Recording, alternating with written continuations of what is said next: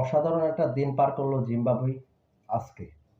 আফগানিস্তান বনাম জিম্বাবুয়ের যে টেস্ট, ২ ম্যাচের প্রথম টেস্ট, সেখানে অসাধারণ একটা দিন কাটাইছে জিম্বাবুয়ে। কারণ আফগান টপ অর্ডার পেস বোলারকে ইচ্ছা মতন পিটিয়েছে তারা এবং ১৪৫ রানের ইনিংস খেলছে স্যাম উইলিয়ামসন।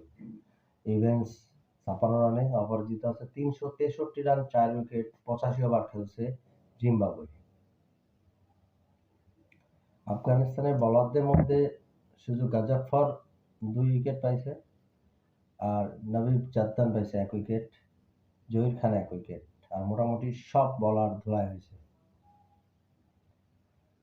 শুরুতেই জিম্বাবুয়ে তাদের একটা রান যে করতে হবে, সেই ধাঁচটা তৈরি করছে বেন কোরান, টম কোরানের ছোট ভাই বেন কোরান।